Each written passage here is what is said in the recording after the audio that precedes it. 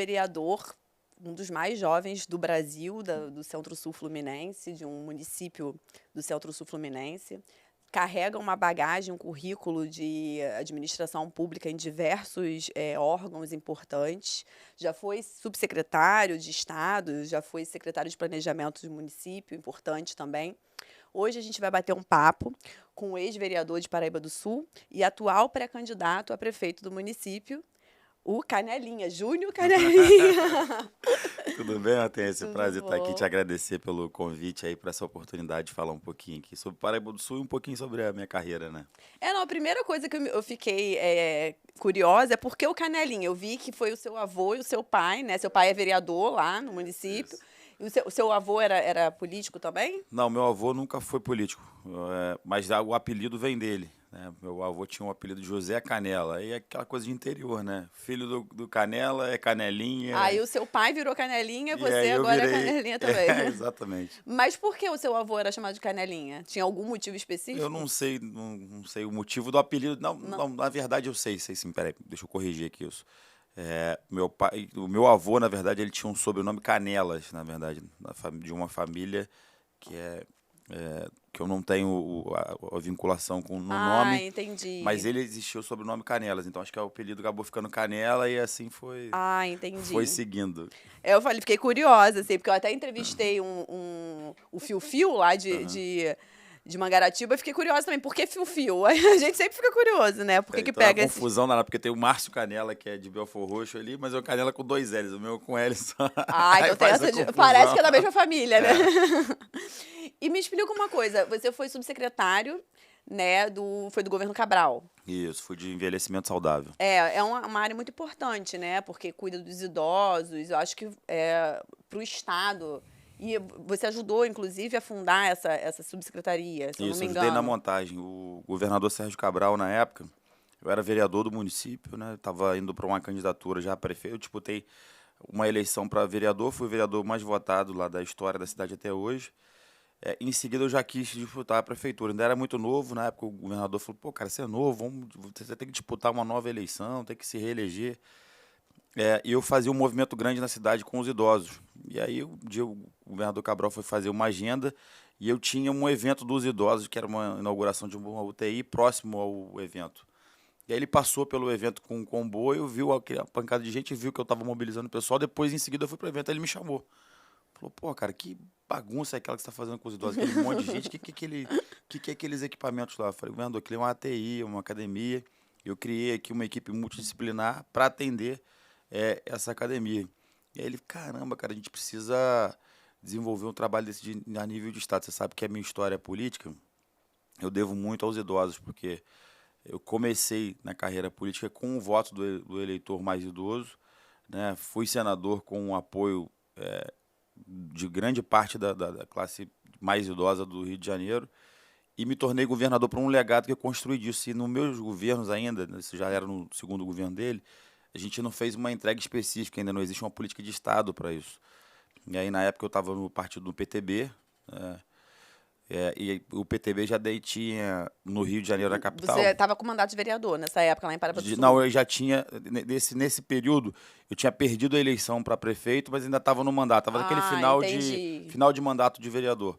E aí, o PTB tinha, no governo Eduardo Paes, no seu primeiro governo, a Secretaria Municipal de Envelhecimento na época, lá atrás, que era a Cristiane Brasil, que era a Eu secretária, e fazia esse lembro que ela trabalho. fez até algumas academias nas Isso, praças, eu lembro disso. O isso. Jorge era muito amigo do pai dela. Isso, Roberto. E aí surgiu, né, essa ideia dele criar essa política de Estado. Aí, na época, ele sentou junto com o partido, com o PTB, por já saber que o PTB carregava essa bandeira aqui no Rio de Janeiro, pediu para que fizesse o mesmo programa para o Estado, voltado para os 92 municípios. E foi um sucesso, né? E eu tive assim grata felicidade de participar dessa montagem, da montagem jurídica, Estratégica. estratégica até a execução E essa da subsecretaria secretaria. era vinculada a qual secretaria na época? Não, ela virou uma secretaria de Estado. Ah, entendi. Achei Ela que virou fosse uma uma secretaria. sub. Não, na verdade existia uma superintendência no governo, e aí com a nossa chegada, o Cabral cria, na época, a primeira Secretaria de Estado de Envelhecimento Saudável.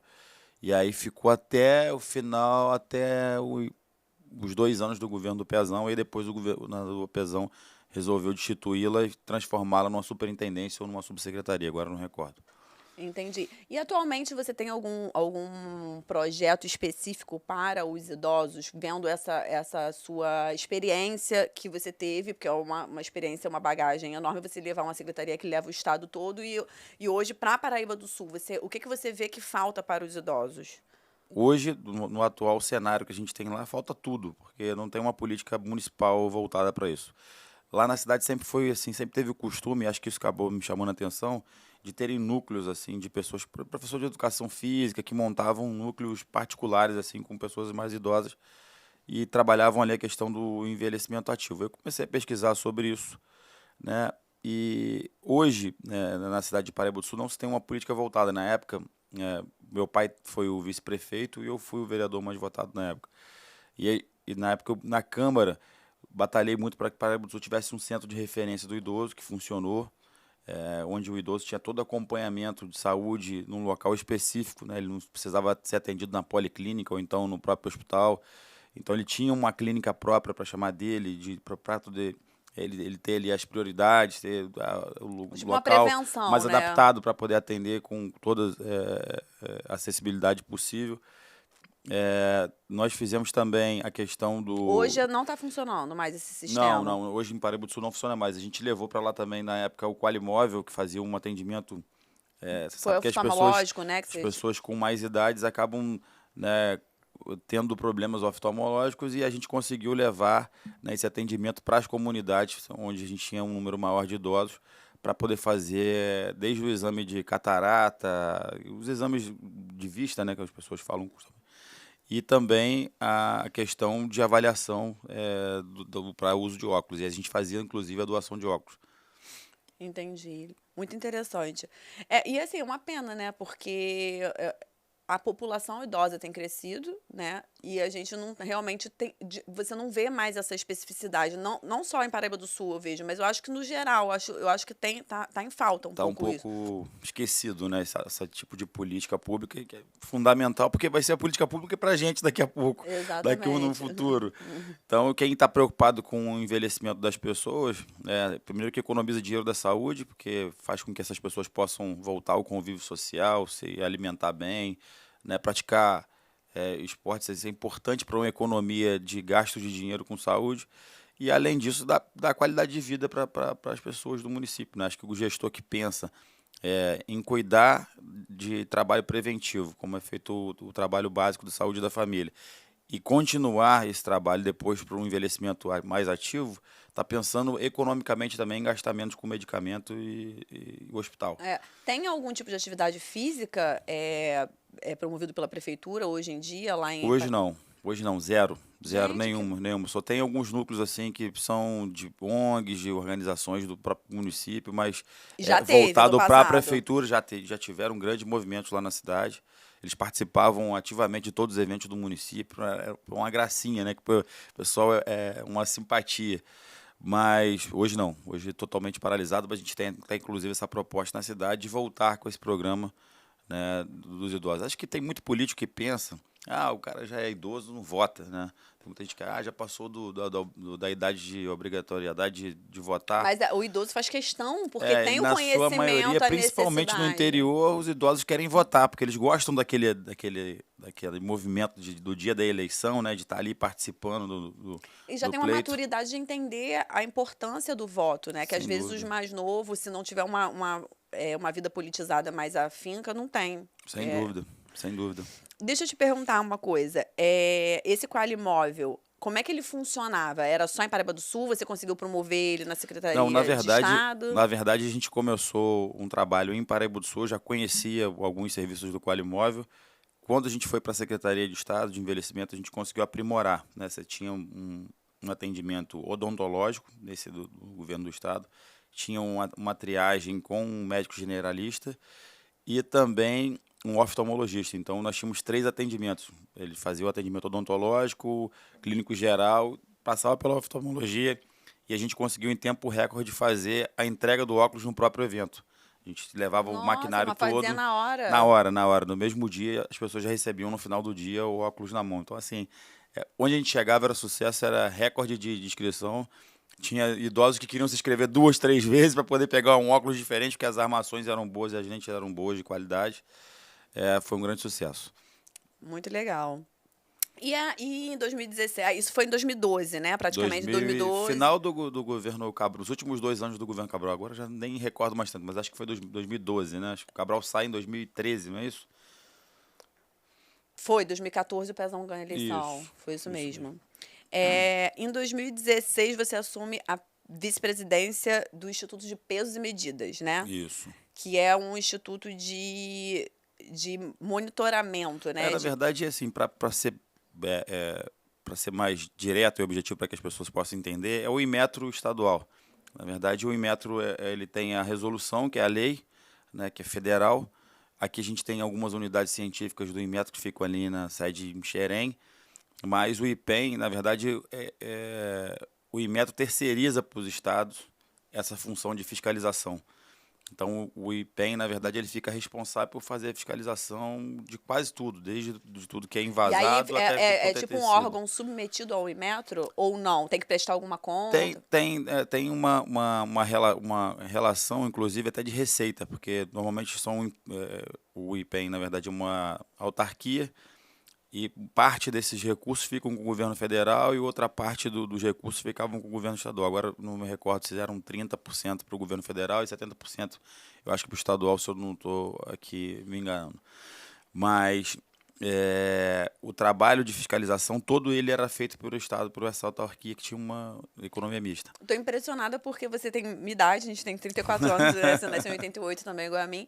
E você tem uma bagagem, assim, de gestão pública. Eu vi o seu currículo, mas, assim, conversando com você, né? A gente está se conhecendo hoje, a gente não se Tô conhecia ficando meio antes. esquecido já, tinha tanta coisa, né? Tô com o assunto Mas do IPEM você agora. tem um currículo de gestão pública, assim, impressionante, sinceramente. Legal. Parabéns, assim. Obrigado. E me fala... Trabalho bastante, só gosto disso. E começou novo, né? Eu fui vereador com 18 anos. Foi um dos mais novos, né? Começou, então, bastante tempo mesmo. Na época eu fui o mais novo do Brasil, na época, como eleito vereador na época. Acho que parece que teve mais um no Mato Grosso, que também Já teve a faz um mesma tempinho, idade. né? Tem um tempinho. Tá passando rápido. Tá passando rápido. Vai devagar, senhor. Deixa eu te perguntar, quando você estava nesse órgão que é vinculado ao Inmetro, você implantou, foi nesse período que você implantou o taxímetro? Na verdade, já existia o taxímetro. A gente conseguiu implementar na mudança da legislação em cidades de 100 mil habitantes. Existia uma o taxímetro legislação... não era exigido para algumas cidades que Hoje tinham... ainda só é exigido em cidades acima de 100 mil habitantes. Na verdade, a resolução mudou na época, era cidades acima de 250 mil habitantes, foi modificada para 100 mil habitantes, e a gente conseguiu atender algumas cidades do estado do Rio de Janeiro que demandavam dessa instalação do taxímetro. Tá, tem uma dúvida, assim, não sei se você sabe me responder. Não faz sentido, para mim, não ter taxímetro em cidades inferiores a 100 mil habitantes. Por que tem essa regra de ser até 100 mil, acima de 100 mil habitantes? Porque, assim, porque o taxímetro é exatamente para você conseguir fazer um controle do que o taxista não pode cobrar aleatório, né? Eu entendo que é isso. Não pode qualquer taxista cobrar qualquer... A justificativa sempre de quem é do interior, lógico que não é cabível em termo técnico, mas é porque o número de corridas são muito pequenas. Então... se você for colocar o preço tabelado do que está previsto numa tabela, às vezes o taxista do interior faz 2, 3 corridas num dia. Então, para ele, acaba sendo muito barato o custo de dia para ele estar ali à disposição. Não, e hoje em dia também, assim, porque a gente pensa que a tecnologia ela é muito rápida, né? De 10 anos para cá, muita coisa mudou. E não tinha os aplicativos que a gente tem hoje, né? E no interior ainda tem o pior, tem um negócio mais difícil, que o desgaste do carro do taxista acaba sendo maior, porque tem lugar que tem estrada de chão, né, tem lugares que são ruins de acesso, então é compreensível, mas é um pouco inaceitável, porque no mesmo tempo que ele está ali percorrendo, teria que ser cobrado de acordo com o tempo que o motor está ligado, como é feito em qualquer lugar do mundo. Né? Eu sou a favor do o que eu enxergo taxímetro. é que hoje... Eu pergunto acho que é justo tanto para quem está ali trabalhando e para quem é passageiro. Mas hoje, com as tecnologias de Uber e até táxi mesmo hoje em dia pelo aplicativo, eu acho que, de repente, vai até ficar uma coisa ultrapassada o taxímetro, né? Talvez, ou você acha que não? Eu acho que sim. Acho que a maioria hoje dos táxis, né? Você vê a maioria dos táxis hoje, eles próprios já estão utilizando Aplicativo, o aplicativo. Você não tem mais muito essa chamada do táxi na rua. Normalmente a gente pega o táxi na rua, assim, quando tá sem celular, o celular tá sem bateria, só é, assim. é verdade. E isso você implantou em Três Rios, Em que 3 Rios, na época o prefeito era até o Vinícius Fará, né? Que é o atual secretário de Desenvolvimento Social, Desenvolvimento Econômico, perdão. E ele era o prefeito da época e ele pediu para que fizesse isso na época. Ele falou, cara, é uma confusão esse negócio de táxi aqui, cada um cobra um valor para poder ir para um bairro, eu preciso organizar isso na época. A gente montou uma força-tarefa na época lá e a gente conseguiu fazer a entrega dos certificados e fazer a instalação dos produtos. Cada taxista desse, né, no Rio, na época eu estava no IPEM, eu lembro bem do número, que eram 33 mil táxis. Então, nossa, era muito. E não tinha, eu não imagina. imagino o número hoje, eu tenho até que depois pesquisar se isso cresceu ou diminuiu. Acredito que Porque tenha teve a questão diminuído. de Uber também, né? Eu Hoje em não, dia não sei, aumentou muito. não sei dizer, mas era uma força-tarefa que a gente tinha que fazer todos os anos, porque todo ano a gente faz a reavaliação do taxímetro. Na verdade, a gente faz ali uma aferição para descobrir se o taxímetro do cara está modificado ou não, porque acontece algumas vezes de haver fraude, alguns programas que eles instalam para poder o taxímetro andar mais rápido, e a gente fazia essa aferição todo ano. Para você ter uma noção, a aferição precisava ser utilizada o aeroporto de Jacarepaguá, ali, que a gente utilizava normalmente para poder rodar o veículo e fazer o acompanhamento. Então, você imagina fazer 33 mil táxis, você tinha um mês para fazer isso, era uma loucura. Mas hoje, assim, tem medidas mais modernas, a gente buscou na época e a gente instalou. A primeira do Brasil, a gente instalou uma pista automatizada, foi um produto que a gente trouxe da Alemanha na época. Eu pesquisei na época, fui lá até a Alemanha Para conhecer, fazer esse para teste. fazer a aferição dentro do próprio pátio. A gente não precisava de ter uma pista para poder parar trânsito, ou ter que interromper uma área de um aeroporto, ou ter que pegar um autódromo para utilizar para Entendi. fazer esse tipo de coisa. O Então, carro parado você conseguia fazer. cada carro demorava 5, 6 minutos para fazer o percurso e sair dali com a perícia. Né? E depois disso a gente conseguiu reduzir isso para 1 minuto em cada carro. Então, funcionou E isso bacana. funciona no estado todo? Funcionou. Para fazer a aferição no estado todo. Nessa gestão nossa, funcionou. Depois, na gestão seguinte do IPEM, depois que nós saímos, e parece que não renovaram o contrato com a empresa, e os alemães pegaram e levaram o equipamento, e acho que voltaram a fazer de novo a aferição normal, como era feito antes. Uma pena isso para o estado. Não sei como está hoje, eu tô falando da época em que a gente acabou saindo. E por que na época você virou a necessidade de abrir filial desse órgão Itaipava e Volta Redonda? Era muito importante, estratégico para o estado, porque a gente fazia os atendimentos regionais. Por exemplo, nas cidades do Médio Paraíba, todas elas acima de 100 mil habitantes passaram a ter os atendimentos. Então, a gente levava esse equipamento para lá, fazia por exemplo, Paraíba do Sul era feito em Itaipava, era isso? De Paraíba do Sul não era região serrana, era feito em Volta Redonda. Ah, tá. Paraíba do Sul, no caso, não tinha taxímetro, mas ele tinha equipe de fiscalização, fiscalizava comércio, fiscalizava supermercado, malharias, tudo isso que você está vestindo aí hoje passa por fiscalização do IPEM. Né, uma garrafa d'água fechado, o IPEM que verifica se realmente ele tem 600 ml, se tem 500 ml ou não. Você pega fraude o tempo todo, uma coisa... Ah, é? Assim, antes de eu ter o conhecimento do IPEM, não sabia nem o que era o órgão é importante, então, né? Tinha, até para o consumidor. Eu não tinha nem noção do que era um metrologista. Depois eu fui descobrir que era o profissional formado para poder... o profissional que tem fé pública para dizer se você mede 1,65 m, por exemplo. Quando a pessoa é reprovada num concurso público que tem essa justificativa de altura e peso, por conta de questões militares, até, é no IPEM que se faz a prova de definição. Então, o metrologista é a única pessoa que tem fé pública para dizer você mede 1,65 m, 1,8, 1,6.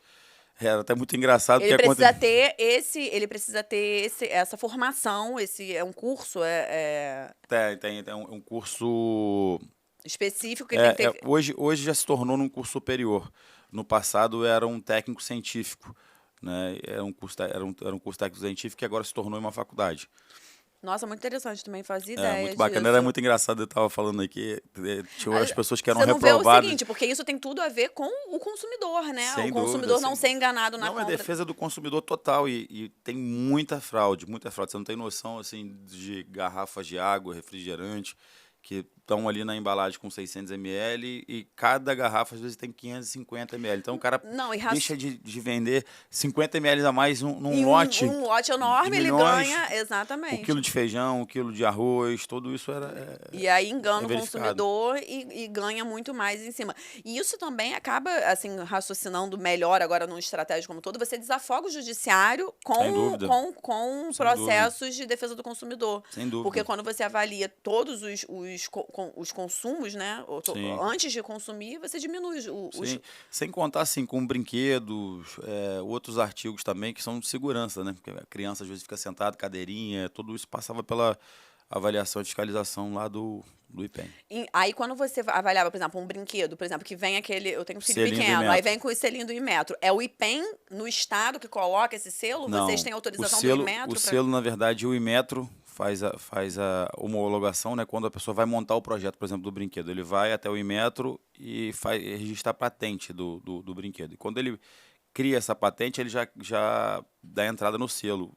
O brinquedo é testado, né? Aprovado, ele recebe o selo, porém os IPENs nos estados todos, eles fazem a fiscalização. Então, a gente tinha laboratório específico para poder fazer esses testes, nossos fiscais iam pelas ruas, principalmente nos momentos de festividades, em que apareciam Ah, muitos brinquedos entendi. falsificados, chineses, às vezes que vinham para cá, para dentro do mercado brasileiro, que vem até hoje. E a gente fazia um apanhado, umas amostras em alguns lugares e levava para testagem. E por muitas vezes a gente pegou muita coisa falsificada, muito. A gente teve recordes e recordes de apreensão na época por conta do trabalho que a gente fez. Entendi. Bota a turma para trabalhar. Muito legal, interessante. Vamos falar agora da sua experiência no Ministério da Cultura. No Ministério da Cultura eu tive uma passagem muito rápida, porque logo em seguida eu recebi um outro convite Isso e foi acabei. no governo Dilma? Isso foi no governo Temer. Temer. Ah, Final do sim. governo, a Dilma já saindo, né, do impeachment e assumindo o Temer.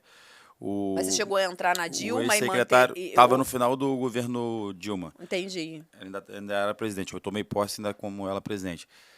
É, o ex-secretário de Cultura do Rio de Janeiro, Sérgio Sá Leitão, assume o Ministério da Cultura. E aí, na época, ele me fez o convite para que eu assumisse aqui o escritório de representação no Rio, uma superintendência federal. Todos os estados têm? Ou, Todos os estados, só que, porém, o do Rio de Janeiro é característico do Ministério da Cultura, acho que desde quando o estado do Rio era capital, eram agregados Rio de Janeiro, São Paulo e Espírito Santo. Então, era uma superintendência maior dentro das outras superintendências. Na época, o Sérgio queria que eu fosse para Brasília, junto com ele, para assessorá-lo. Mas eu tinha uma questão minha de estudo, eu estava fazendo um outro curso, uma outra faculdade aqui no Rio, e aí eu não queria deixar de fazer isso. Eu falei, pô, cara, então eu vou precisar de você numa missão. Me ajuda a organizar a superintendência aqui, que é um escritório de representação. E eu fiquei lá por um tempo. Fiquei no escritório de representação e depois, logo em seguida, recebi o convite para poder ir para o Ministério do Trabalho, né, em Brasília. Aí eu fiquei no Ministério da Cultura, na verdade, uma passagem muito rápida, foram 6 ou 8 meses que eu fiquei lá junto com o mas Sérgio. teve algum período que você influenciou no carnaval? Sim, nós estivemos juntos no momento de organização do carnaval, né? Foi um aprendizado bem bacana, muito legal. Mas teve alguma passagem desse período que você se lembre, que tenha ênfase? A gente teve a reforma do. Como chama o principal na Lapa ali? Como chama? Ah, Esqueci. o autódromo, né? Não, onde passa o bonde lá, como chama ali? O portal, não, né? Como chama? Os arcos da Ah, Lapa. os Arcos da Lapa. Esqueci. A gente conseguiu na época, foi uma das grandes ações do Sérgio, né, ele do Rio de Janeiro. Ali é um patrimônio tombado, né, pela União, e a gente conseguiu na época fazer toda a remodelagem do Arcos da Lapa. Acho que foi um período assim rápido em que a gente conseguiu construir Eu isso. li alguma coisa sobre a Lei Rouanet com o carnaval. Sim, Teve alguma passagem não, que... O Sérgio conseguiu, na verdade, batalhar para Não foi fazer o Sérgio Cabral, não, né? Não, o Foi Sérgio só para Saleitão. poder as pessoas não confundirem. O Sérgio Saleitão, que era o ministro na época, ele defendia muito a questão dos pequenos produtores. Quando a gente chegou no Ministério da Cultura, você via um número grande de pessoas, de produtores, grandes produtoras famosas e tal, sendo mais agraciadas pelo programa.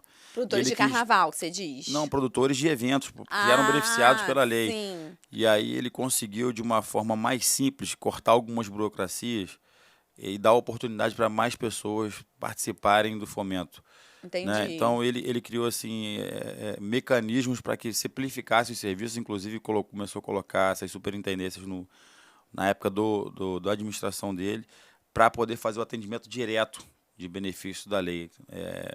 Antes da chegada do Sérgio Leitão, cada produtor precisava ir a Brasília para tocar um projeto.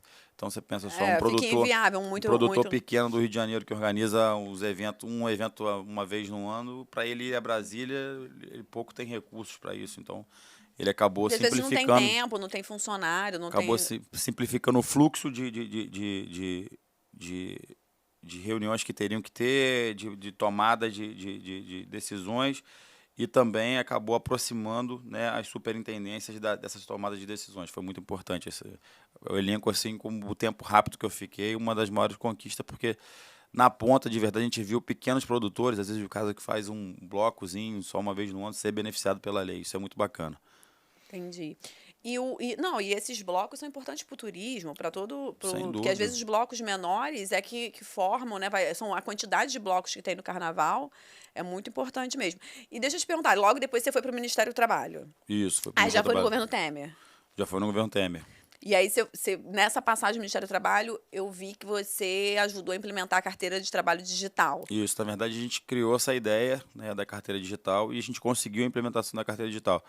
Quando eu cheguei no Ministério do Trabalho, nós vimos lá que o déficit, o problema maior de documentos que existia no Brasil era a carteira de trabalho. Nós tínhamos pessoas que já tinham tirado 30 vezes a carteira de trabalho, porque é um documento que a pessoa não Que é utiliza no dia a necessário. dia. Então, normalmente a pessoa não utilizava no dia a dia, só utilizava no momento de assinar a carteira e depois na hora de ser demitido. Então, normalmente as pessoas o que faziam? Pegavam a carteira de trabalho, colocava no bolso, ia pro empresário, empregava, depois ele deixava no mesmo bolso, do mesmo paletó que ele nunca mais ia usar na vida, e perdia, assim, era um número enorme de dinheiro que era gasto com a perda do documento. Você vê que era normal vários cidadãos perderem o documento 5, 6, 7 vezes. A gente falou, pô, você está gastando dinheiro, existia uma movimentação de gasto de dinheiro de papel moeda muito grande.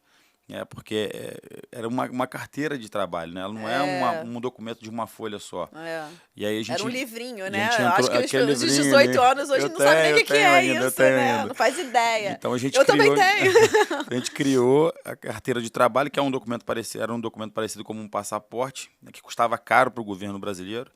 E a gente definitivamente acabou com esse documento, né, gerando assim uma economia importante para o país. Não, e fica muito mais fácil, porque o próprio empregador consegue entrar no site, ver o já consegue dar histórico da baixa, pessoa. já consegue fazer as avaliações todas Não por tem mais, ali. diminui fraudes, até E assim, o número de fraude que a gente tinha era enorme. Foi até bom você tocar nesse assunto, que foi um das buscas também. As pessoas tinham esse costume, né, de sumir com a carteira para poder parecer que não tinha ainda a carteira. Eles falavam queimar a carteira, né? Porque normalmente quando tinha justa causa, alguma coisa do tipo. Aquele empregado que às vezes trabalhava dois meses em cada empresa, aí ele pegava a carteira, jogava fora no lixo, e depois voltava com a carteira nova, dizendo, nunca trabalhei, eu preciso de uma oportunidade, e aí você descobria depois na frente que era uma fraude. Só que para o empresário isso não era transparente ali, porque até ele checar aquela informação demoraria... Hoje em dia você entra no site e você consegue ver então, histórico todo. Hoje, depois da criação da carteira digital, você tem uma triagem toda ali do profissional. É impressionante como é que é a evolução tecnológica, né? Hoje em dia, se você fala para uma pessoa de 18, 20 anos, que era aquele caderninho de carteira, a pessoa não sabe nem o que é aquilo. Verdade. Parecia um passaporte. Então, assim, eu acho que foi a grande conquista que a gente teve dentro do Ministério do Trabalho, acho que foi a carteira digital, sem dúvida. Para mim, foi a que mais marcou. E teve a questão do fim das contribuições sindicais, que você Também. participou disso no governo Temer, na época que você estava no Ministério do Trabalho. Isso, também teve essa conquista, eu já nem recordava mais, mas foi também uma outra grande conquista nossa. Na verdade, o pagamento do sindicato patronal, a obrigatoriedade do sindicato Não foi, na patronal. verdade, o fim, né? Foi obrigatório. A pessoa pode Isso, escolher pode escolher. contribuir ou Pô, dentro não. de um país democrático, onde o voto é facultativo. Você vota ou não vota? Você não vota. E você tem que pagar um sindicato Eu lembro quando eu de trabalhei maneira na obrigatória. Contex, eu trabalhei na Contex, era obrigatório ter esse desconto. Você não tinha opção de escolher ou não. Você tinha que ter, né? Isso. A pessoa não quer saber nem se quando eu tinha 18 anos. você é representado ou não pelo sindicato. Pega e te obriga a fazer um pagamento. E a gente conseguiu, na verdade, o Temer na época teve essa sensibilidade também, porque ele entendia também isso como uma injustiça social. E a gente conseguiu acabar com essa obrigatoriedade. E até hoje os presidentes mantiveram essa não obrigação do pagamento do assim, eu sindicato enxergo patronal. que isso, assim, até para poder gerar um esclarecimento, não é nem ser contra, porque aí vai vir críticas de falar, porque contra sindical e contra direito trabalhista e tal. Eu não acho isso. Eu acho que se a pessoa tiver o entendimento, porque tem trabalhador que às vezes quer ter o entendimento de ir lá, participar sindical, concorda, porque às vezes a Eu acho pessoa que não concorda com... o sindicato tem uma importância fundamental, mas não se faz obrigatório uma pessoa pagar que não se sente representada por aquilo. Exatamente. Às vezes a pessoa Né? não concorda Porque- com as ideologias sindicais daquele Exatamente, setor. Exatamente. Então, se a pessoa não concorda, ela tem o direito dela facultado. Se ela quer beneficiar o sindicato ou não, até porque quando você gerou essa obrigatoriedade, os sindicatos se tornaram um grande comércio, né? Porque passou-se a ter grandes estruturas em prédios importantíssimos do Brasil inteiro, de São Paulo, A gente Brasília. sabe que existem sindicatos que realmente funcionam, Sim. que realmente defendem o direito do trabalho, e tem sindicatos que é meio, né, que... Olha, eu vou te falar um Eu, negócio. por exemplo, já trabalhei de carteira assinada, já cheguei- fui já paguei, inclusive, obrigatoriamente, né, e não me sentia representada na época. Eu fiquei assim, na época do Ministério do Trabalho, a gente teve a oportunidade de conhecer alguns sindicatos, né, de visitar algumas sedes, e eu achava que o Supremo Tribunal Federal era luxo, que era muito... E eu conheci alguns prédios de sindicatos que eu olhava e falava, caramba, meu irmão, nem lá no Palácio do Planalto a gente tem essa estrutura, nem o presidente da República tem essa estrutura que tem um sindicato. Acho que é uma conquista deles, não estou aqui fazendo justiça a isso, mas acho que por conta dessa obrigatoriedade, pela a grande arrecadação que os sindicatos acabaram tendo, acabou-se também tendo ali uma falta de fiscalização em cima desses recursos. Tiveram diversos casos de corrupção dentro de sindicatos, né? E acho que essa questão de você não obrigar mais a pagar, acho que de verdade fez com que só quem contribuísse, quem acreditava naquele sindicato ali, né? Verdade. Agora o senhor você está na Alerj, né? Isso. Eu presidente tive da Alerj. uma passagem antes pela Secretaria de Governo, né, do governo Cláudio Castro agora. Foi Nós ficamos- rápida também? Não, eu fiquei 2 anos na secretaria. Quando o Rodrigo Bacelar assume a secretaria de governo, eu assumi com a subsecretaria junto com ele. E nós ficamos cara, eu tô ruim de lembrar assim, período pra caramba, mas assumimos do ano retrasado até agora, após as eleições. Né? Seguindo agora o final das eleições, o Rodrigo acabou vencendo a eleição para a presidência da Assembleia e retornou. E Assembleia quando você participou do governo Cláudio Castro, qual é a visão que você tem hoje, enxergando você estar dentro do governo, você estar dentro do parlamento? Como que o parlamento... Porque, assim, isso é uma coisa até importante da gente explicar para as pessoas, porque você acho que é a primeira pessoa que está atualmente, que eu estou, né, entrevistando, que está atualmente dentro do parlamento e está nessa vibe de estar contribuindo aí com o funcionamento do governo atual e tal.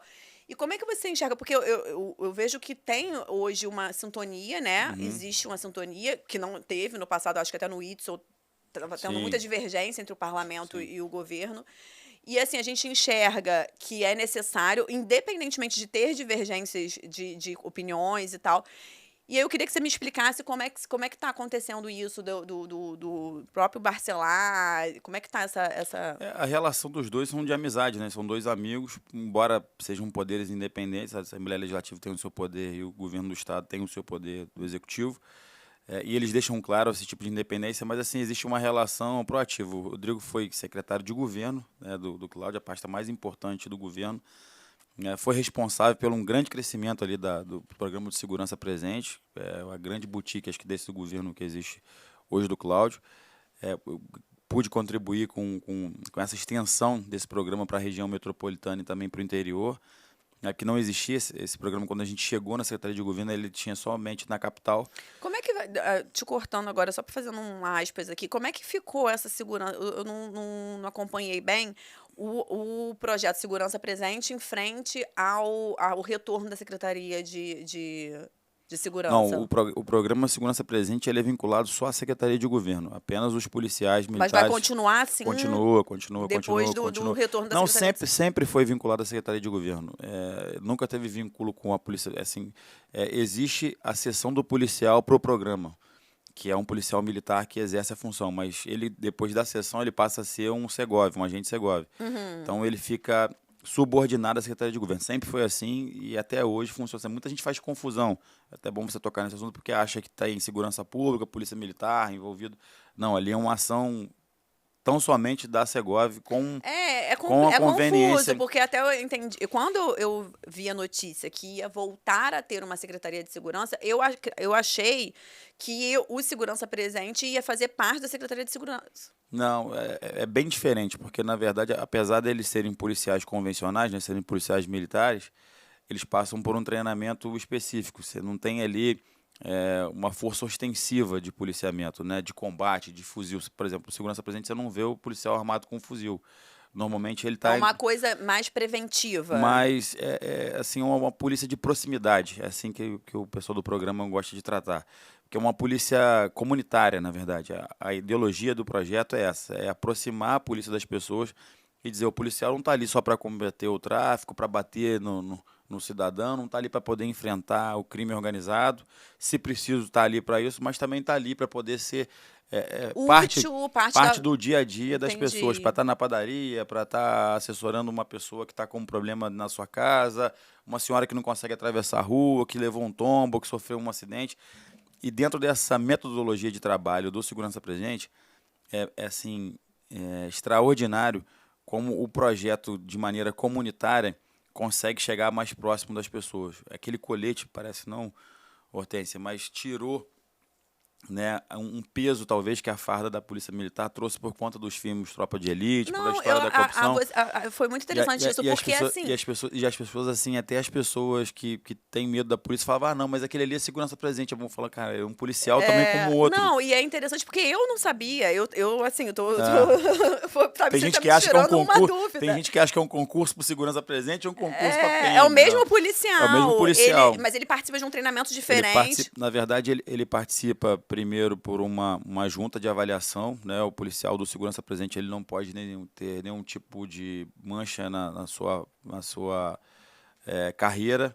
Ele não pode, por exemplo, ter nenhum tipo de processo que ele tenha respondido na vida. Então existe um filtro. Existe um filtro pesado com uma coordenação de inteligência que existe dentro da Secretaria de Governo, que nós implementamos para fazer essa triagem, né, em cima dos policiais e colocar ali os policiais mais bem preparados para fazer o trabalho de proximidade. Então, na verdade, além dele passar por essa triagem toda primeiro, ele vai para um treinamento específico para lidar com algumas pessoas. Por exemplo, a gente tem na Zona Sul policiais do Segurança Presente que falam 2, 3, 4, 5 línguas. Que podem atender ali os turistas, que podem conversar, dar informações, falar quais são os locais de segurança ou não de segurança. E aí tem uma análise curricular do policial para isso? Análise curricular. Ele passa por uma inteligência que a gente, uma coordenação de inteligência que a gente criou dentro da Secretaria de Governo, que é chefiada por um delegado de polícia, que faz o filtro todinho da história do policial, para depois aprovar o nome dele para que ele possa participar do curso. Então, antes de passar pelo curso, ele tem que passar por esse filtro. E eu estava falando aqui do treinamento específico do policial, aproxima ele da comunidade e, assim, é impressionante a quantidade de crimes que a gente conseguiu combater, assim, porque justamente por você, a gente, cidadão comum, olhar o policial talvez com o colete ali e pensar que ele é um agente diferente de um policial convencional que anda só com a farda, os bandidos também olhavam eles diferentes. Então, por várias vezes, o segurança presente prendeu caras perigosíssimos do Estado, E não estava porque, precisando porque usar não, fuzil nem porque nada. esses caras eles não se preocupavam com segurança presente. Falavam, não, esse policial é um policial comunitário. E por muitas vezes o segurança presente foi responsável pela estratégia de dizer o seguinte para o restante da polícia: fulano está na praia. Vamos fazer o cerco, a gente vai Caramba! pegar ele agora. Acabei de encontrar com ele. Às E vezes, na, aí, às vezes na inteligência, esse policial que estava dentro de uma barbearia, sentado, batendo um papo com um barbeiro, conversando, fazendo ali o seu papel comunitário, ele escutava do barbeiro dizer que o traficante iria cortar o cabelo hoje na barbearia a tal horário. E aí ele fechava o cerco e pegava o cara. Existe uma integração desses dois programas da Lei Seca e da Segov, do Segurança Presente, em que eles se conversavam. Então, o, a Lei Seca fazia o seu papel ali, que em tese, muita gente acha que é só para poder apreender pessoas que estão alcoolizadas, mas na sua maioria são presas pessoas ali por tráfico, por envolvimento com milícia, por contrabando, são presos ali pessoas que não estão com habilitação, que não estão com documento em dia. O maior número de apreensões dentro da Lei Seca, por exemplo, não é o uso de álcool. ah, As não, pessoas têm essa evidência de que a lei seca é só para poder pegar as pessoas. eu achava também. Existe um grande número de pessoas que ainda insistem em querer utilizar o álcool e dirigir. E que acabam sendo surpreendidos pela força policial. Mas, na sua maioria, as pessoas são presas por negligência, por não pagar o do IPVA, são autuadas na maioria das suas vezes, não presas, mas autuadas na maioria das vezes por conta disso. Às vezes por porte ilegal de arma, isso tem muito às vezes Ah, é? acontecendo, Na Lei principalmente Seca, na Operação Lei Seca, pega muito, muito muito, isso. muito. E nós criamos uma Tráfico de força-tarefa drogas, essas coisas. muito, muito, muito. E já existia também um costume lá atrás do traficante, ele também achar que a lei seca não ia combater E aí drogas. ele passava achando E que aí não ele ia acontecer nada passava com dizendo ele. o seguinte, na lei seca a gente pode passar porque ali é polícia, uma policiazinha que não é BOP, não vai combater, não vai fazer nada com a gente. Só que nós criamos uma estratégia com drone, então toda operação Lei Seca, depois da gestão aí do Rodrigo Bacelar e do Cláudio Castro, passou a ser filmada, então a 2 quilômetros de distância da Lei Seca você já está sendo observado. A gente fez uma parceria com o BAC, que é o batalhão que tem os cães farejadores. Então, em toda a operação Lei Seca, por mais que você não consiga ver, você tem pelo trecho cães farejadores em alguns lugares Ah, com é? policiais do choque, às vezes até em alguns momentos eles até não identificados, para poder justamente pegar alguns veículos que estão ali portando algum tipo de entorpecente. Então, o número de apreensão de drogas assim cresceu assustadoramente, porque muitas pessoas, inclusive muitos traficantes e pessoas que eram envolvidos com o tráfico, paravam na operação Lei Seca no passado. Isso aí é relatos de E próprios não se presos. importava porque Não, achava que não ia acontecer iam nada. lá assoprar o bafômetro, o documento do carro estava em dia, a habilitação dele estava em dia, mas ele estava com o carro lotado de cocaína, por exemplo. Então, hoje, é quase que impossível uma pessoa envolvida com tráfico de drogas conseguir passar por uma lei seca. Acabou fazendo com que a lei seca ela se tornasse um cordão de segurança também.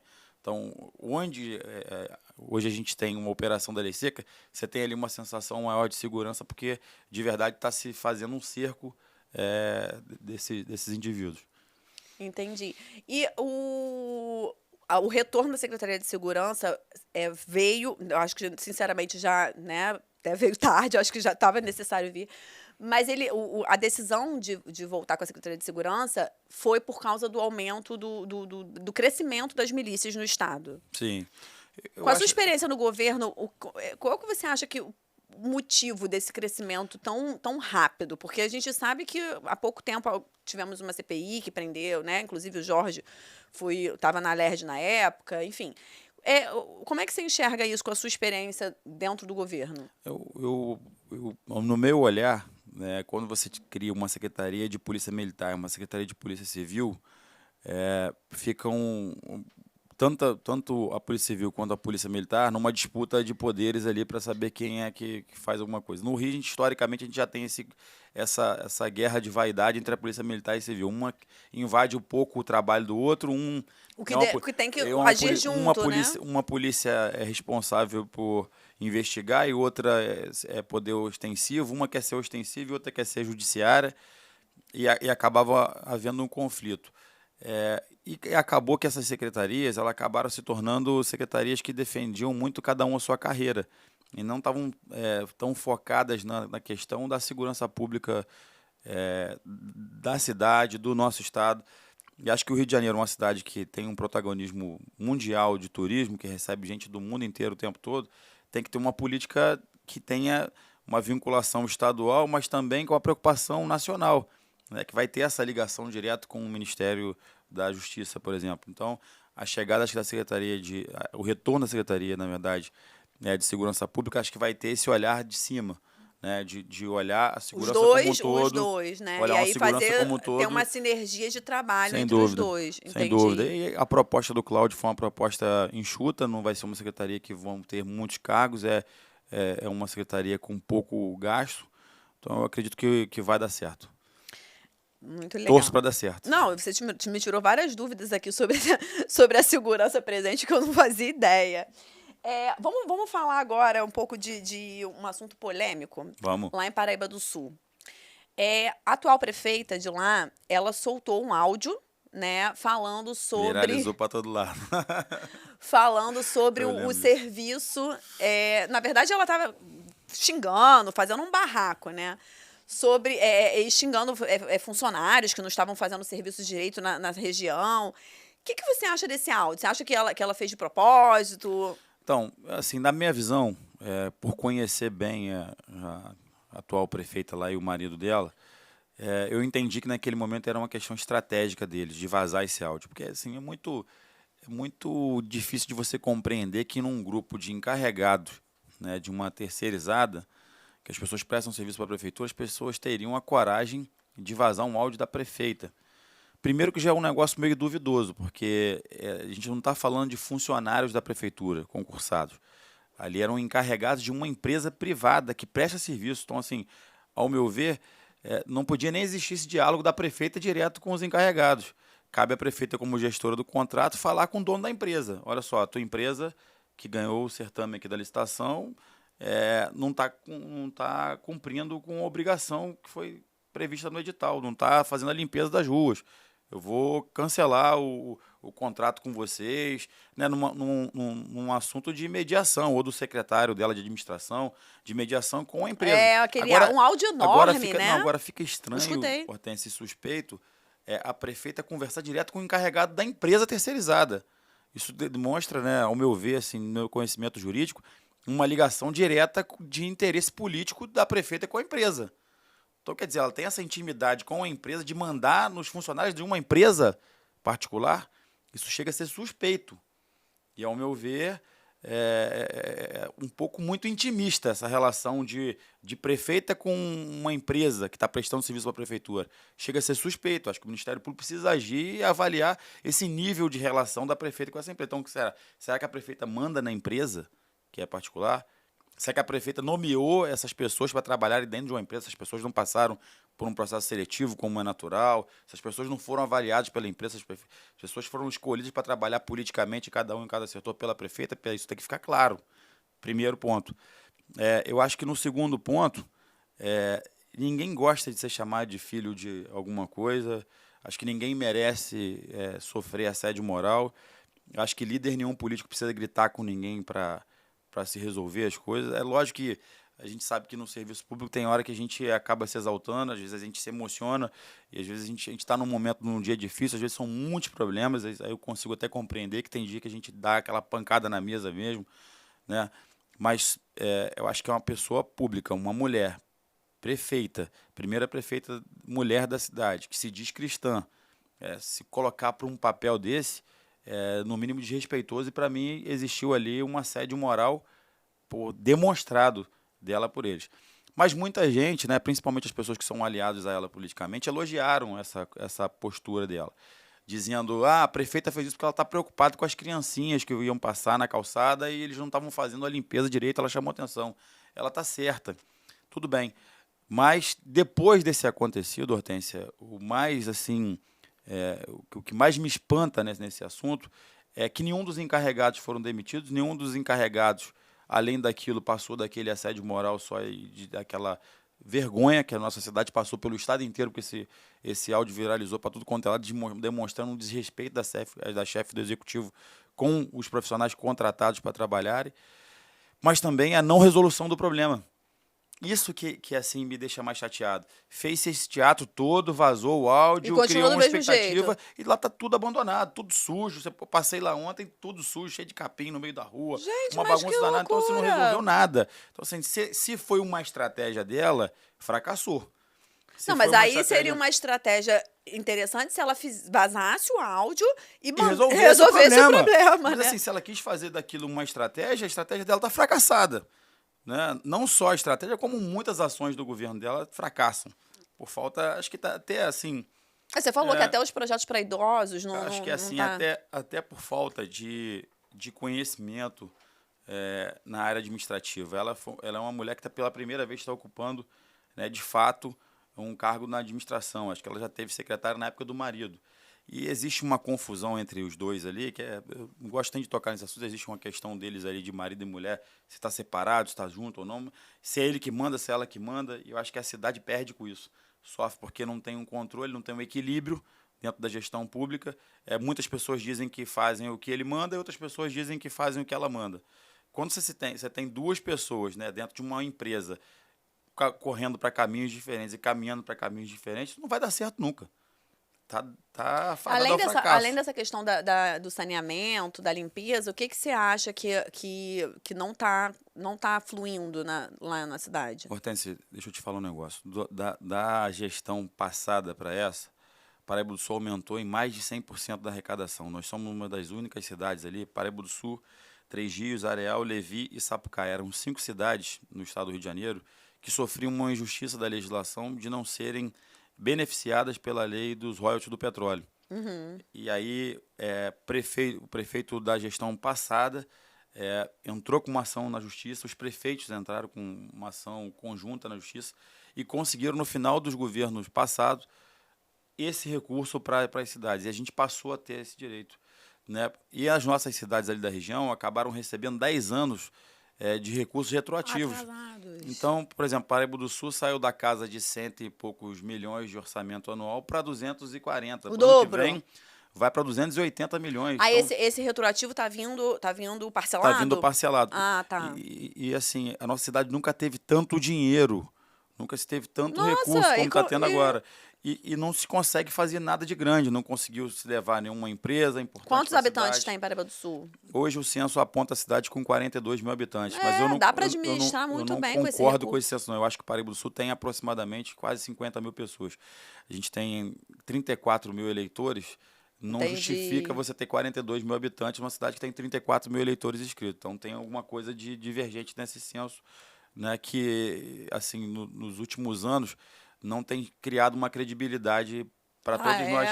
Porque eu, por exemplo, na minha casa não tive visita no censo. Entendi. Então, lá em casa eu não fui computado, nem eu, nem minha família.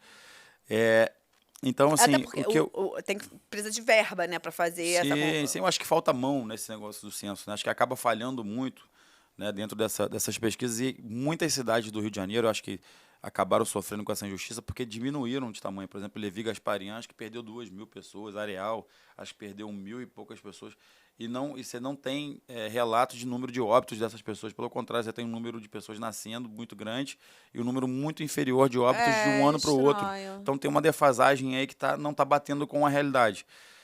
Mas, voltando para o assunto da questão do município, eu acho que a região ali inteira, Levi Gasparian, Patido Alferes, Miguel Pereira e Areal estão vivendo ali uns momentos bem bacanas.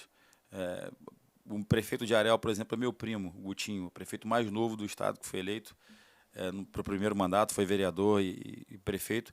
Está desenvolvendo um trabalho lá com vinícolas, não sei se você tem acompanhado isso. Não tenho. Já estão instalando 16... Eu ia te perguntar sobre o turismo na região. Já estão desenvolvendo, ele já está instalando a 16ª vinícola lá no município de Areal. Caramba. Já fabricando, rotulando, e assim... E são abertas à visitação? Abertas à visitação e... Nossa, que interessante, eu não com sabia. construção de hotéis, alguns grupos de fora investindo dinheiro nas cidades. Então, assim, Miguel Pereira, já com aquele parque dos dinossauros lá, bombando. Miguel Pereira eu tenho O escutado prefeito muito. fez As lá também pessoas a têm rua falado muito pra coberta, fez a rua criança. coberta, fez alguns parques interativos. A cidade está Isso com linda. as verbas do Isso royalty. com esse acréscimo de recursos que toda a região teve e também por poder de articulação dos próprios prefeitos, que acho que isso conta muito a relação deles com o governo do estado. Mas em Paraíba do Sul eu não vi a vida de ninguém mudar. O que eu vi em Paraíba do Sul, e aí eu preciso ser sincero aqui, foi uma mudança na questão da limpeza de rua, que melhorou um pouco, a questão da coleta do lixo, que melhorou um pouco, e mais nada, arrumou um pouquinho uma pracinha ou outra, mas para quem tem 100% a mais do orçamento, eu sempre deixo a pergunta no ar, melhorou 100% a saúde? Não. Melhorou 100% a educação? Lá em Paraíba do Sul falta merenda. Tem dia que não tem carne para as crianças comer, tem dia que falta café. Melhorou a questão de geração de emprego na cidade? Não. Conta-se uma mentira, a prefeita colocou estampado no outdoor na entrada da cidade, dizendo que Paraíba do Sul é a cidade que mais emprega no estado do Rio de Janeiro. Não sei onde que ela está vendo isso. Ela diz que tem... ela fala que está em cima dos dados do CAGED, mas a gente sabe que aquelas informações do CAGED elas não procedem para a realidade sul-paraibana, porque, na verdade, essas informações ficam concentradas em Paraíba do Sul, porque em Paraíba do Sul existe uma empresa que empregam pessoas pelo estado inteiro, só que a matriz da empresa funciona em Paraíba do Sul. Então, supostamente, o CAGED entende que essas pessoas estão trabalhando em Paraíba do Sul.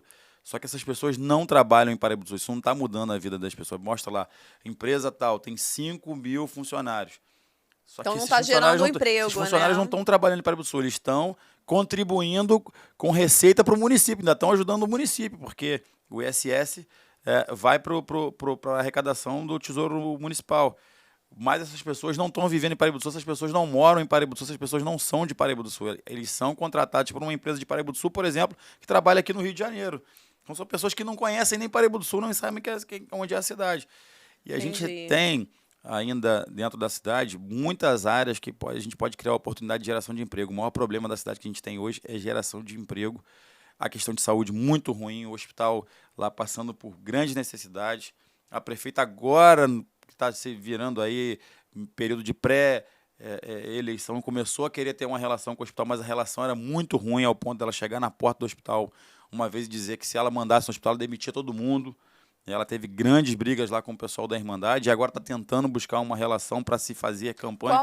Qual é o maior nicho de geração de emprego hoje em Paraíba do Sul? Mercado? Hoje, a comércio? maior geração de emprego é a prefeitura, infelizmente. É uma coisa ruim, né? É uma coisa ruim, porque o município depender só da prefeitura, o próprio comércio, e a gente tem umas pequenas indústrias lá. Tem uma empresa, uma fábrica de luvas, que é dessas luvas cirúrgicas, que é um dos grupos que são as maiores do Brasil e são um dos maiores do mundo, porém eles estão passando por uma grande dificuldade por conta da legislação de importação no Brasil e estão reduzindo cada dia mais o número de empregados. Está acontecendo uma injustiça nacional, porque o mercado tailandês e chinês está entrando no Brasil com um preço muito inferior deles. Então, por exemplo, o cara, só para te dar aqui uma informação, o cara para fabricar uma luva cirúrgica em Paraíba do Sul, ele gasta R$10, eu estou aqui falando um valor subjetivo. O chinês está entrando aqui no mercado brasileiro vendendo a luva por R$3 na farmácia.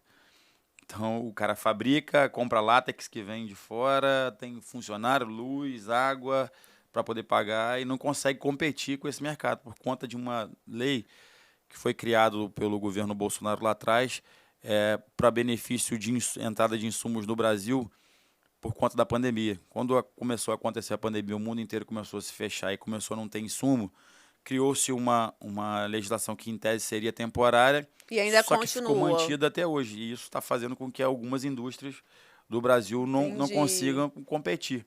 Você imagina a injustiça grande que é o chinês entrar aqui com um valor muito abaixo do cara que está aqui. Então, isso é um problema a ser enfrentado a nível nacional, que eu acho que a prefeita de Paraíba do Sul tinha que estar preocupada com isso, ela tinha que estar em Brasília toda semana, lá batendo na porta dos ministérios, indo até o presidente da República. É uma questão, por exemplo, eu vou falar até questões, né, de pessoas que eu conheço. Tem amigas minhas que criticam muito isso, porque elas gostam de comprar na Shein, por exemplo, Sim. E aí não pagam o tributo, né? Sim. Só que quando você pensa que realmente, na verdade, você não está pagando o tributo, mas você está pagando de outra forma.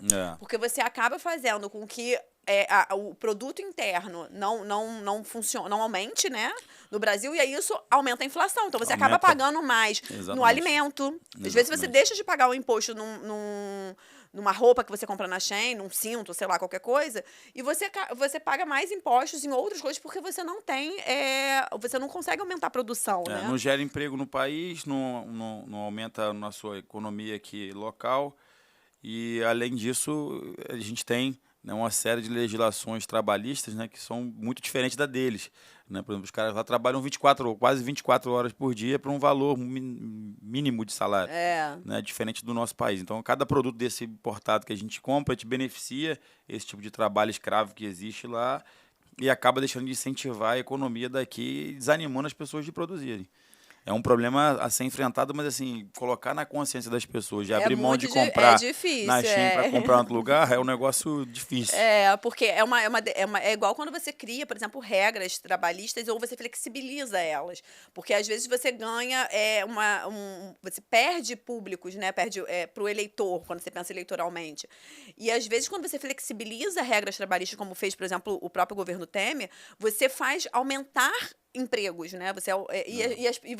As pessoas não entendem isso. A gente, quando eu estive no Ministério do Trabalho, uma grande luta que a gente travou, mas nós não conseguimos vencer, era para tentar compreender o porquê de justiça do trabalho. O Brasil gasta bilhões de reais por ano para se manter um sistema no judiciário. Não, é necessário. A gente sabe que é necessário. Que é necessário, mas assim, não consigo entender o porquê existir disso tudo.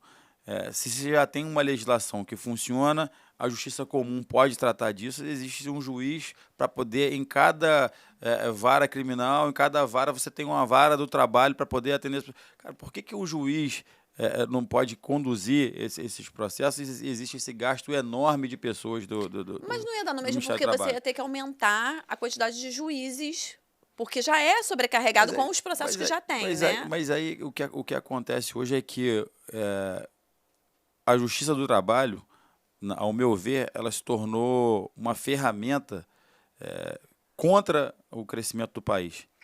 O que você tem, o número de processos hoje, por questões que acho que podem ser resolvidas de forma amigável e num acordo, que se tornam... quem nunca foi vítima ou conhece alguém que já foi vítima disso? Às vezes você propor o acordo, fazer o acordo com o funcionário, o cara assinar aqui um documento, ele sai daqui, aí ele vai no vizinho, o vizinho é um advogado, e mesmo assim ele vai lá e impetra uma ação contra você. Mas se o acordo for homologado, a pessoa não pode entrar com a ação? Depende do acordo. Ah, tá. Depende do acordo que for feito. Faltou pagar 12 avos, não sei o que. Aí aquilo vira uma cobrança. Anula tudo. Não teve validade o acordo que foi feito. Então, tem várias coisas assim, aí que precisam ser reguladas, tem que ser consertadas. Virou assim, é óbvio que eu sou a favor da defesa do trabalho contra o trabalho escravo, necessário, contra porque a gente sabe, os exageros contra os profissionais, a defesa, né, dos trabalhadores. Eu sou favorável, sim, eu sempre pertenci ao Partido Trabalhista do Brasil, o PTB, que foi o partido que me forjou, né, estava lá desde a juventude. Lógico que a gente sempre prezou por defender o trabalho, mas essa indústria que virou a Justiça do Trabalho, que eu acho que precisava de um freio, né, precisava diminuir essa estrutura e criar mais mecanismos que você pudesse resolver o problema sem judicializar. Isso no geral, né? Não só na justiça do trabalho. Não só no trabalho, mas também na justiça comum, sem dúvida. O Júlio Canelinha, né? É Canelinha com L ou com... Não é o Canela? Canelinha, não, com L só. Com L só, de 2 L's é de Belfor Roxo. Belfor Roxo. Vamos agora encerrar aqui com... Eu quero te perguntar o que esperar de você como pré-candidato e, né, com essa bagagem toda, com essa experiência toda tão novo, né, com 34 anos e acho que a nossa conversa 35. 35 já. 35 anos com uma experiência enorme na gestão pública, assim, realmente estou impressionada. O que esperar de você para Paraíba do Sul? Acho que pode esperar atitude, força de vontade para trabalhar, garra, e buscar também alguém que tenha condições de fazer interlocução com todos os setores. Acho que é importante para o prefeito, para o governador. Você nasceu em Paraíba do Sul? Sou nascido em Paraíba do Sul. Acho que é importante alguém que consiga dialogar com todo mundo. Acho que quem quer fazer governo sozinho, quem não conversa com as pessoas, não conversa com o povo, não conversa com a classe empresarial, que não discute os problemas da cidade isso acaba deixando a cidade com uma ideia própria de ser dono do município. O prefeito não é dono de município, ele está ali numa função Ele não temporária. é prefeito, ele está Ele está prefeito, né? prefeito, exatamente, bem colocado. Então, espere de mim uma pessoa que vai sempre buscar, em primeiro lugar, o diálogo e, assim, a resolução das coisas. Eu acho que Paraíba do Sul tem que voltar a ter o protagonismo da região. Nós já fomos a maior bacia leiteira do estado, nós já fomos a melhor exposição agropecuária do Brasil, Legal. nós já fomos a melhor exposição do Manga Larga Machador e uma das melhores do Brasil nas especializadas. Né? Então, Eventos para turísticos, você tem algum a gente é projeto para muito isso? importante a gente recuperar essas tradições nossas. Nós somos uma cidade de quase 700 quilômetros de estrada de chão, com uma vasta área rural que precisa ser produtora, que precisa produzir, precisa gerar emprego, precisa gerar renda e precisa de benefícios do poder público, de apoio. Né? O agricultor, ele quer muito pouco, eu falo isso às vezes, o agricultor ele quer uma estrada que seja acessível, ele quer um trator para ajudar na produção dele, ele quer um apoio, né, com semente ou com alguma coisa desse tipo, que é muito barato, que dá para ser feito, que existem programas que são próprios para isso. E estimular essas pessoas a produzirem. O Rio de Janeiro hoje, 80% do nosso consumo hoje de verdura, de aves, são de fora. A gente produz muito pouco para o que a gente tem que vender. Então, qualquer cidade do Rio de Janeiro que produzir banana, que produzir tomate, produzir maracujá, tangerina, laranja, ele vai vender. Porque o que a gente tem de produto hoje para alimento, o Rio de Janeiro não suporta. Precisa vir de São Paulo, precisa vir de outros estados para poder nos atender. Então, eu acho que a gente está perdendo tempo, né? Isso melhora o estado como todo, com tanta né? área rural para se beneficiar, com a vocação turística que a gente tem na nossa região. A primeira vinícola do estado, na verdade, está instalada em Paraíba do Sul, está numa região ali de divisa com Petrópolis. Eu consegui, através do governo do estado, um asfaltamento dessa área, que é uma estrada que liga Cebolas a Fagundes. São 8 quilômetros de pavimentação. Distritos de Paraíba do Sul. São distritos de Paraíba do Sul. E, na verdade, liga Cebolas a Secretário. Ele estava ali próximo a Itaipava. Secretário eu conheço. Então, é uma área muito bonita, que está se desenvolvendo ali em empreendimentos imobiliários. Secretário fica perto de Rio das Flores, não fica? Não, Secretário fica do lado de Itaipava. Fica em Petrópolis. Fica ali próximo à cervejaria Itaipava, ali por baixo. Então, é um local, além de ser lindo, que está desenvolvendo grandes produtos imobiliários, grandes condomínios de grande padrão. Tem pessoas importantíssimas do Brasil inteiro morando lá. Em Paraíba do Sul, posso te dar, por exemplo, Jorge Paulo Lemann, Bruno Gagliasso, Lulu Santos. Tem casas todos lá? Morando em Paraíba do Sul. Estão morando Bruno hoje? Sim, o Bruno é um cara que eu estou sempre junto com ele, estou sempre lá visitando ele. Ele fala, Canelinha, eu vou pro Rio gravar, não fico nem mais em casa, vou embora. Mas porque lá é um ambiente tranquilo. Um ambiente tranquilo, calmo, de natureza. Tem lá os animais dele, os cavalos dele, tem o boi dele, tem as plantações dele. Ele é um cara apaixonado por questão climática e ambiental. Ele criou, inclusive, uma empresa de investimentos no setor de verde. É um cara que gosta do município, aprendeu a gostar de Paraíba do Sul, gosta de ir na rua, na loja, comprar um prego, ir na padaria, não sei o que. Ele se apaixonou por aquela questão de interior junto com os filhos dele, assim como o Jorge Paulo Lemann, assim como o Lulu Santos. Não sabia que o Lemann também tinha casa lá. Ele mora lá. O Lemann... Na verdade, tem casa em tantos lugares que ele... O Lemann, ele fica normalmente lá final de semana. Ele gosta de pedalar e, às vezes, quase sempre eu encontro com ele na estrada... pedalando. Mas assim, as pessoas querem sair dessa loucura que é o Rio de Janeiro, esse trânsito, esse dia a dia badalado. Que Itaipava e Petrópolis, acaba que as pessoas estão fugindo um pouco mais para cima, porque lotou. Não tem mais espaço. Você quer ir almoçar em Itaipava, você não consegue vaga. Exatamente. Porque ficou um ponto turístico tão lotado. Quinta-feira você não consegue entrar em Itaipava, mas você já tem engarrafamento na BR. Então eu acho que realmente tem muita expectativa da região, dos municípios. Esse é o nosso momento. Então, aproveitar esse asfaltamento que eu acabei de falar agora, que liga Cebolas a Fagundes, liga Paraíba do Sul ao município de Petrópolis, nessa área que é uma área verde linda, né, que já tem a primeira vinícola do estado. Eu falei para você dessas 16 vinícolas que estão instaladas em Areal. Você falou. Todas as 16 hoje fabricam um vinho em Paraíba do Sul, porque o cara se instalou antes, foi o primeiro, e ele tem o equipamento todo pronto. Então, ele está terceirizando o serviço e fazendo... Eu quero estimular e fazer com que outras vinícolas vão para lá, para que a gente criar a competitividade e a parceria entre eles, e aí disso a gente lançar novos eventos, aí trazer também uma gastronomia, né, Isso é voltada para dentro legal. da região, para a gente harmonizar ali com a E aí questão do vinho. você A gente trazer consegue produtores de estimular queijo, produtor rural produtores de para a queijo, gastronomia. produtores de embutidos, trazer esse tipo de negócio que é importante para a gente atrair as pessoas. Eu acho que a mentalidade que está acontecendo lá em Paraíba do Sul hoje do turismo ainda é muito pequena. A gestão atual lá está preocupada só de reformar a pracinha, de arrumar um lugarzinho aqui ou outro, de plantar árvore. Eu acho que as pessoas não vão visitar a cidade por conta disso. A cidade precisa ficar bonita. Isso aí é um ponto da administração. É o Que precisa ser básico, feito. né? Mas É o não pode básico ser, e não tá nem não limpa, pode que você ser, falou. não pode ser uma prioridade. Não pode ser, assim, é a prioridade cuidar disso, mas não pode ser a prioridade do governo só cuidar de plantinha e de canteiro de planta. Isso é uma coisa que tem que ser feita, é obrigação do prefeito fazer, manter a cidade limpa e manter o canteiro. Mas eu acho que a gente tem projetos mais ambiciosos nesse setor de turismo. Eu penso mesmo no futuro ali, uma região muito quente, não sei se você conhece, Paraíba do Sul, faz calor praticamente o ano todo, ali Paraíba do Sul e Três Rios. A gente tem uma área próxima ao Rio Paraíba do Sul. Eu tenho conversado muito com o pessoal do Beach Park de Fortaleza. Eles querem trazer um empreendimento para o Rio de Nossa, que Janeiro. legal. E a gente tem a ideia de levar para ali um parque de águas para poder atender uma região. Eu tenho ali, de Volta Redonda até a zona da Mata Mineira, um vácuo grande de local que não tem esse tipo de empreendimento. Entendi. Onde é muito calor, onde as pessoas não têm muita opção de lazer.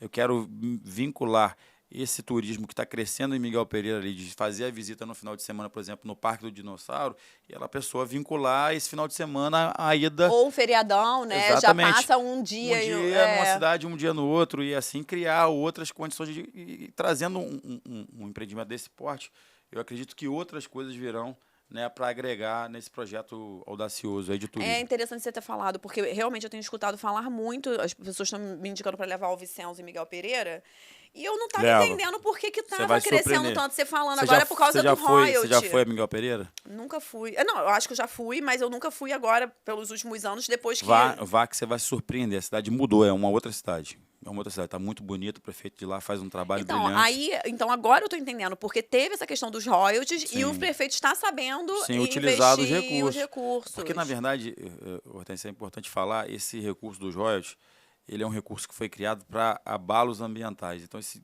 dinheiro, quando foi criado a legislação, esse dinheiro, na verdade, ele é para poder pagar por alguma catástrofe que venha acontecer. Como acontece em Petrópolis sempre, o centro né? da cidade todo de Paraíba do Sul passa uma tubulação de gás. Se algum dia uma tubulação dessa romper, a prefeita vai ter que gastar o dinheiro de onde? Porque se ela está utilizando o dinheiro do royalties para um monte de finalidade que a gente não sabe, mas vai se utilizar de quê? Não vai ter dinheiro emergencial do governo, não. Esse dinheiro é um dinheiro finito. Que era para ela estar aplicando num fundo, que era para ela estar gerando recursos de turismo, porque você gera mais recursos, exatamente, né? Ou utilizando desse recurso fazer girar para que alguém sustente, criando possibilidade, talvez, numa PPP, para trazer um empresário privado e falar, meu amigo, daqui para frente agora é contigo. Eu já fiz o meu papel, já fiz o meu investimento aqui na terraplanagem, já preparei o terreno, já entreguei o asfalto que precisava, entreguei a ponte que precisava, agora é contigo. Toca e gera emprego, gera função social para o município que você já está contribuindo.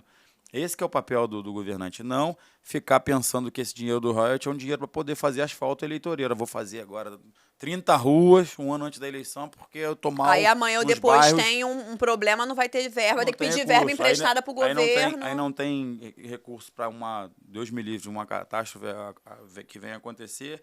Não tem recursos aplicados numa previdência para o servidor aposentado e não tem, de fato, geração de emprego e nem de um grande negócio na cidade, de turismo ou de qualquer outra vocação. Então, é muito preocupante, porque vai chegar um momento em que esse dinheiro vai acabar. O recurso dos royalties ele não é para o resto da vida. Ele vai chegar a um ponto em que vai cessar esses recursos e a gente vai passar por momentos de dificuldade de novo. Então, uma empresa que não se prepara, né, para o futuro, que todo ano entra com 280 milhões e sai devendo, tem uma coisa de errado.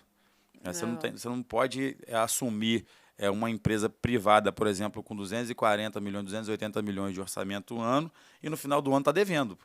É. né, pegando Teve empréstimo. uma questão de 5 milhões de carro para a prefeitura? Então, É anual isso? Ela tá gastando ela 5 milhões com ela tá transporte? ela tá enviando uma mensagem, na verdade, ela teria que repassar 30 milhões de reais para o Fundo de Previdência agora, para a Previsul. Ela quer retirar 3 milhões e meio desse recurso, né, enviar 3 milhões e meio a menos, está enviando uma mensagem para a Câmara para tentar aprovar isso. E, ao mesmo tempo, ela lança um edital de uma licitação com valor de 5 milhões de reais para contratação, para aluguel de veículo. Então, quer dizer, tira o benefício de 3 milhões e meio do aposentado, que já é sofrido, porque em Paraíba do Sul, como em todas as outras cidades, por defasagem de concurso, você acaba tendo menos profissionais aposentados e mais funcionários ativos. Então, você acaba gerando um déficit, porque, na verdade, quem está trabalhando paga para quem já não trabalha mais. Como você tem mais aposentados vivos do que pessoas que estão hoje como servidor ativo, isso acaba aumentando e crescendo uma dívida. Então, é importante todo o dinheiro que for reservado, você cumprir esse papel de transferir 100% do recurso para lá, para que um dia, né, se houver dificuldade, essas pessoas que são aposentadas não fiquem sem o seu salário, né, que é uma grande covardia. São pessoas que contribuíram com o crescimento do município, que construíram o nosso município. Não, e como é que compra remédio? Entendeu? Não tem como. Merecem a valorização e essa garantia do salário para ele e para sua família, né? Então, eu acho que por parte dela não está tendo um olhar humano, está tendo um olhar de pensar em vencer as eleições a qualquer preço, a qualquer jeito. Imediatista, o que é muito erro de muitos políticos que tem né, infelizmente, hoje em dia. Enfim, eu queria agradecer a sua presença. Acho que foi ótimo. Eu aprendi muito aqui hoje, principalmente sobre segurança pública. Experiência ótima dele. Você quer deixar suas considerações finais? Hortência, só te agradecer aqui pelo convite, né? Poder estar participando aqui, te conhecer mais um pouco. Já te conheci ali do Instagram, né? Sei um pouco da tua história, do teu trabalho. Te desejar sucesso aí. Obrigada. Na tua empreitada. E torcer para que um dia você venha para a política. Eu já vi que você tem tino pro negócio. Não sei. Mas obrigada.